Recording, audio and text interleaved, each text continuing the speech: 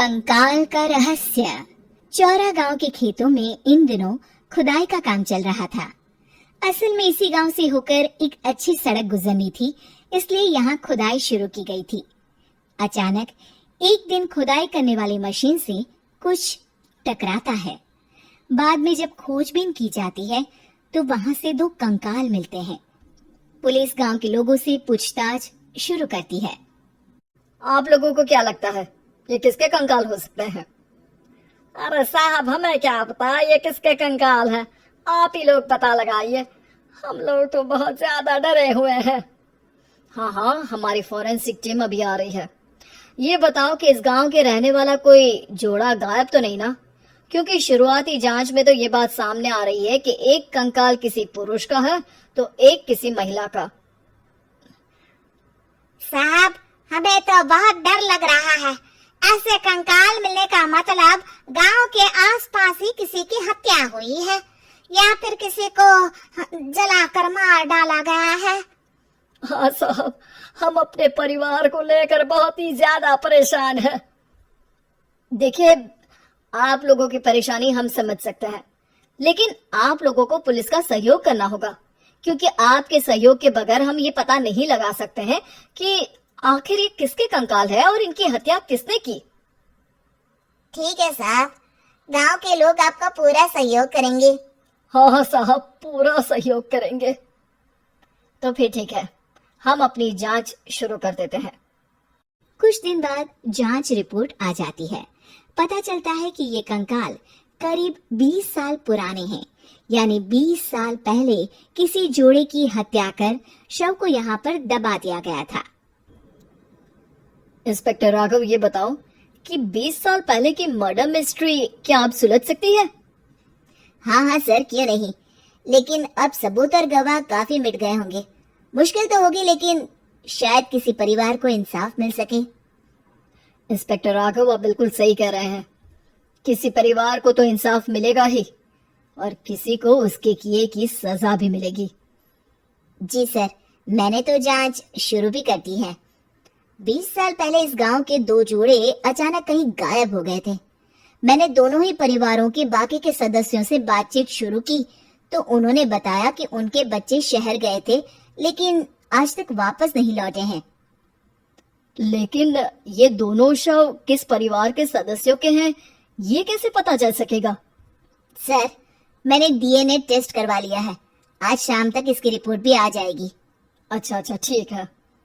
उसी शाम को सर, डीएनए रिपोर्ट के मुताबिक ये दोनों ही लाशें चौरा गांव के रहने वाले प्रधान सुल्तान सिंह के बेटे और बहू की है। लेकिन इनकी हत्याएं किसने की है, ये कैसे पता लगेगा? इसी का तो पता लगाने की कोशिश में जुटा हूँ सर। आज सुल्तान सिंह से मिलने भी जा रहा हूँ। मेरा बेटा और बहू तो मेरे लिए सिर्फ यादों में ही रह गए थे। हमें उनकी लाशें तक नहीं मिल सकी थी। आज 20 साल बाद उनके कंकाल मिले हैं। मैं अब किसके लिए जीऊं?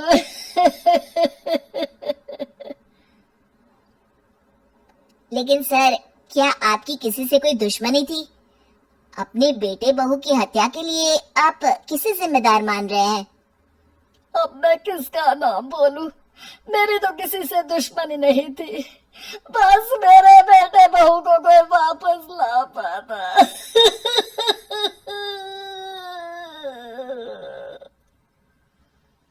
इसके बाद सुल्तान सिंह फूट फूट कर रोना शुरू कर देते हैं। सर, अब आप इनका अंतिम संस्कार करवा सकते हैं। कम से कम इनका शरीर ना सही, इनका कंकाल तो आपको मिला है। लेकिन हाँ, अगर आपको कुछ भी याद आए तो जरूर बताइएगा। मेरे तो बेटा अब उम्र हो गई है, लेकिन मेरे बेटे और बहू के हत्यारों का जरूर पता लगाइएगा, क्योंकि जब तक हत्यारे पकड़े नहीं जाएंगे मेरा मन नहीं मानेगा। सर, हमारी पूरी कोशिश रहेगी हत्यारे को पकड़ने की। लेकिन एक बात बताइए, उस वक्त आपको किस पर शक गया था? उस वक्त मेरे एक ड्राइवर को पकड़ा गया था, लेकिन सबूतों के अभाव में उसे छोड़ दिया गया था। अच्छा, और ड्राइवर पर कैसे शक हुआ था?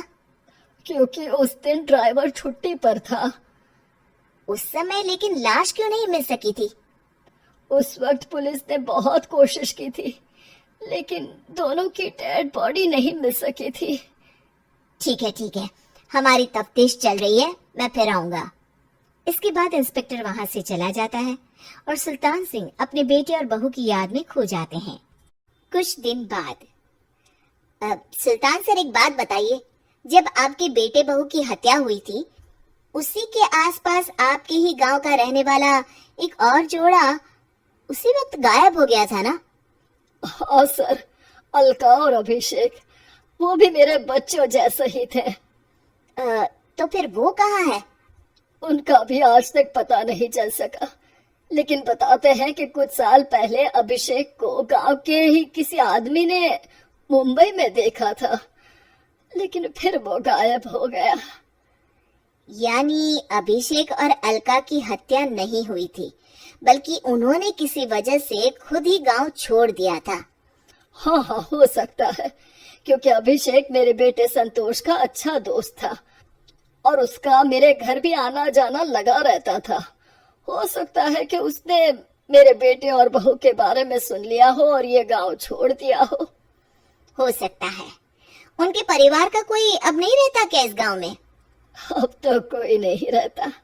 एक चाचा थे, लेकिन उन्होंने भी अपना पुश्तैनी मकान बेच दिया है। वो भी अब कहीं शहर में ही बस गए हैं। ओह, अभिषेक और अलका के बारे में भी पता लगाना होगा। हो सकता है कि वही इस हत्या के बारे में कुछ बता सके। हो तो सकता है, लेकिन वो बेचारे तो खुद ही वक्त के मारे थे, वो क्या बताएंगे। फिर भी सर, जब केस दोबारा खुला है तो जांच तो करनी ही पड़ेगी, और इस बार तो लाशें भी बरामद हुई है। कुछ दिन तक लगातार तफ्तीश चलती रही। एक दिन थाने से सुल्तान सिंह को फोन आता है। हाँ, कौन बोल रहा है? सर, मैं कांस्टेबल तूलाराम बोल रहा हूँ थाने से। आपको थाने आना पड़ेगा। थाने? लेकिन क्यों? सर, किसी की पहचान करवानी है। अच्छा ठीक है, मैं दोपहर तक पहुंचता हूँ। सुल्तान सिंह दोपहर में थाने पहुंचता है। कई पुलिस के अधिकारी वहां मौजूद रहते हैं। सर, आपके बेटे की हत्या का रहस्य आज शायद सुलझ जाए। अच्छा इंस्पेक्टर राघव, पर वो कैसे? सर, उस आदमी को देखिए, क्या वही अभिषेक है? सुल्तान सिंह की आंखों में हैरानी से आंसू आ जाते हैं। हाँ सर, यही अभिषेक है।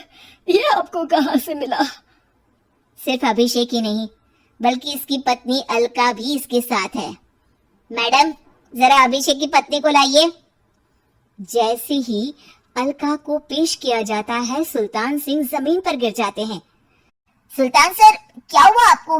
आप अलका को देखकर गिर क्यों गए? सुल्तान सिंह सर पकड़कर बैठ जाते हैं। ये अलका नहीं, बल्कि ये तो मेरी बहू रितु है। पूरा थाना एक दूसरे का मुंह देखने लगता है। क्या? इसके बाद हर किसी को दो कंकाल और हत्या का रहस्य समझ में आ गया। अभिषेक और रितु ने मिलकर संतोष और अलका की हत्या की थी और लाश को जमीन के नीचे दबा दिया था। आज 20 साल बाद इस हत्या का रहस्य खुल सका था कि अवैध प्रेम संबंध में दो मासूमों की जान गई थी।